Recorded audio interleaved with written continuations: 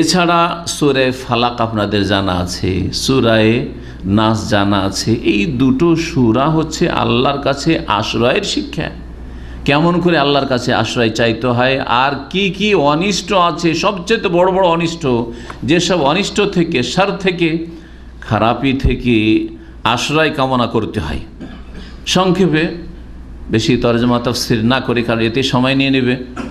সূরা ফালাক দেখেন, কুল আউযু বিরাব্বিল ফালাক মিন শাররি মা খালাক। মিন শাররি, কুল আউযু বিরাব্বিল ফালাক, যিনি ভোরের মালিক, রাতকে যিনি ভোর করতে পারেন, আর কেউ পারে না, তিনি হচ্ছেন একমাত্র আল্লাহ। রাতের অন্ধকারকে সরিয়ে দিয়ে দিনের আলো নিয়ে আসতে পারেন রব্বুল ফালাক, তার কাছে আশ্রয় চাইছি।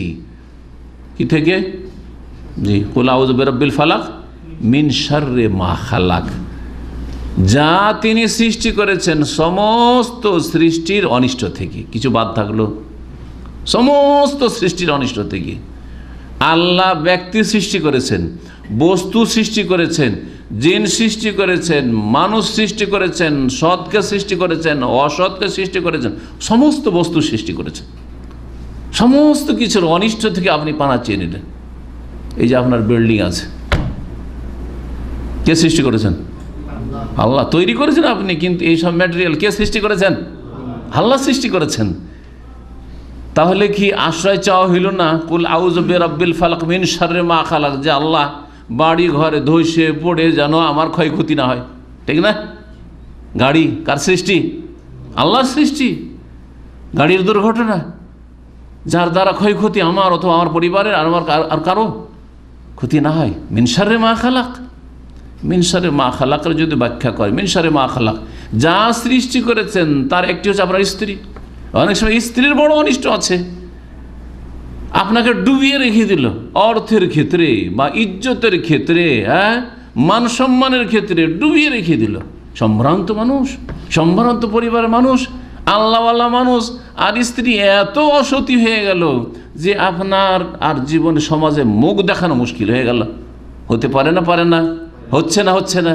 চিন্তা করুন। মিন শাররি মা খালাক, আউযু বিরাব্বিল ফালাক মিন শাররি মা খালাক, সৃষ্টির অনিষ্ট থেকে, সমস্ত কিছুর অনিষ্ট থেকে। আগুন, চিন্তা করেন, হঠাৎ করে আপনি এখানে বসে আছেন, বাড়িতে যদি আগুন লেগে যায়, ধন সম্পদ পুড়ে সব শেষ হয়ে গেল, হ্যাঁ, ছেলে মেয়ে পরিবার শেষ হলো, হয় না? হয় না? মাঝে মধ্যে ঘটতে আছে।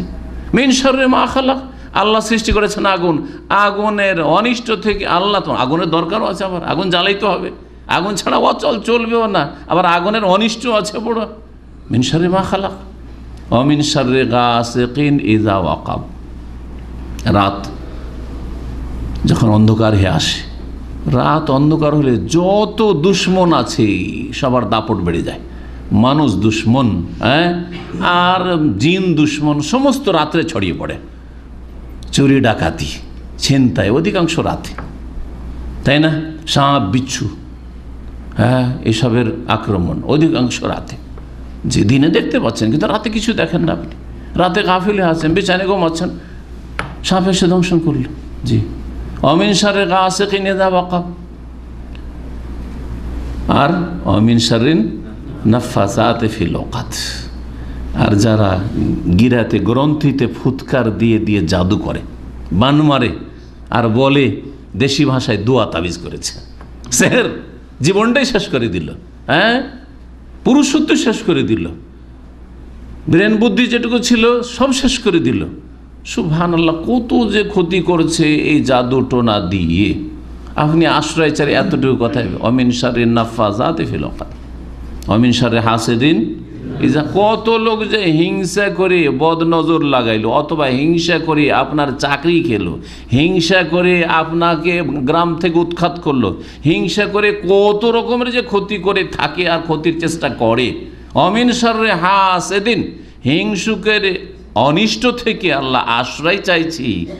ইজা হাসাদ, একবার নয়, যখনই ও হিংসা করুক না কেন, আমার লাইফে যখন হিংসা করুক, রাতে করুক, দিনে করুক, সকালে করুক, বিকালে করুক, আর যে কোনো রকমের হিংসা করুক না কেন, ইজা হাসাদ। কত চাইলেন চিন্তা করেন আপনি। কিন্তু আমরা যেহেতু কোরআন বুঝি না, মনে করছি যে সূরা ফালাক না ফালাক, ঠিক না? এই হলো অবস্থা আমাদের। সুবহানাল্লাহ। আমি শুধু সংক্ষেপে তফসিরটা করে যাতে বুঝতে পারেন যে আপনি সূরা ফালাক পড়লে সকালবেলা জিকির আজকারে সূরা ফালাক পড়া আছে না নেই? নামাজের পরে আছে না নেই? জি হ্যাঁ, সকাল সন্ধ্যার জিকির আজকার আছে। এমনি যে কোনো সময় তেলাওয়াত করতে পারেন। ফুঁক দেওয়ার ক্ষেত্রে আপনি নিজেকে অথবা নিজের স্ত্রী ছেলে মেয়েকে দম করার ক্ষেত্রে সূরা ফালাক নাস, শুইতে যাচ্ছেন তখন এই সূরাগুলি সূরা ইখলাস, ফালাক, নাস এগুলো পড়ে ফুঁক দিয়ে হাতে, তারপরে গায়ে হাত বুলানো আছে না নেই? তাহলে দেখেন আপনি এতগুলি কথা আপনি ওই যে শুইতে গিয়ে পড়লেন সূরা ফালাক চেয়ে ফেলেন। কত কি চাইলেন চিন্তা করুন আপনি। তারপরে সূরা নাস দেখুন, কুল আউযু বিরাব্বিন নাস। হে নবী তুমি বলো, হে মুসলিম তুমি এইভাবে বলো, এইভাবে আশ্রয় কামনা করো।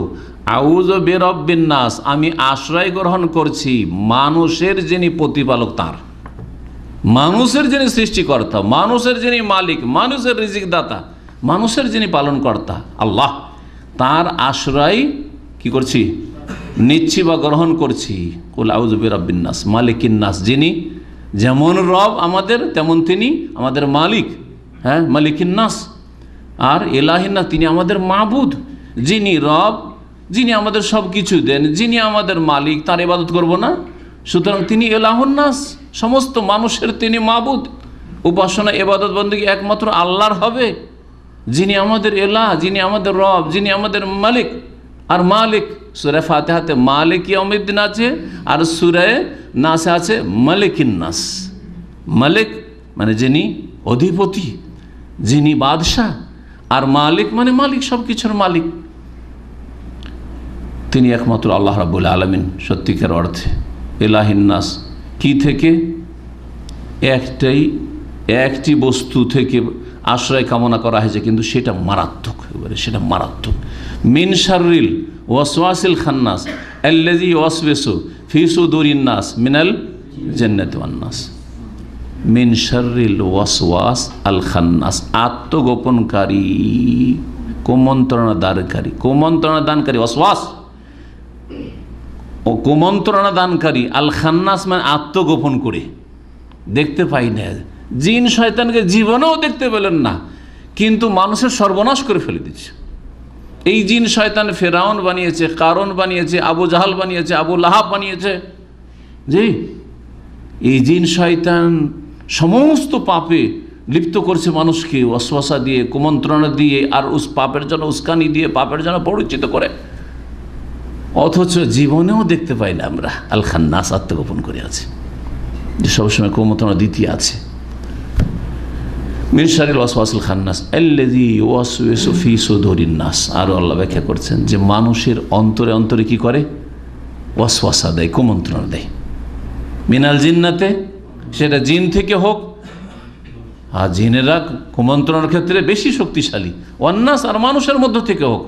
অনেক লোক জিনের কুমন্ত্রণাতে কেউ তাকে খারাপ পরামর্শ দেয়নি, ভিতরে এই খারাপ কথাগুলো এসছে আর বড় পাপী হয়ে গেছে। আবার অনেকে মানুষের পাল্লাতে পড়ে খারাপ হয়েছে। অন্যাস। আপনি তাহলে মানুষ যারা খারাপ পথে নিয়ে যায়, জিন খারাপ পথে নিয়ে যায়, জিন মানুষের অনিষ্ট থেকে আপনি কি করলেন? আল্লাহর কাছে আশ্রয় চেয়ে ফেললেন সূরা নাসে। তো এই সূরাগুলি এই জন্য গুরুত্ব দিয়ে পড়বেন, শুধু মন্ত্রের মতো নয়, বরং মনে রাখবেন যে আমার এই সূরাগুলিতে যে আশ্রয় কামনা রয়েছে, ইস্তিআজা রয়েছে, এর মাধ্যমে আমার জীবনটা সুন্দর হয়ে যাবে, আমার দুনিয়া আখিরাত সুন্দর হয়ে যাবে, এবং সমস্ত রকমের অনিষ্ট থেকে আমরা বেঁচে থাকব। আয়াত নিয়ে আলোচনা বড় লম্বা হয়ে গেল আজকে। ইনশাআল্লাহ তাআলা কয়েকটা পর্বে এই আলোচনাগুলি করব, কারণ এই দোয়াগুলি এবং এই বিষয়টি অত্যন্ত গুরুত্বপূর্ণ বিষয়। সহিহ মুসলিমের হাদিস দিয়ে শুরু করি।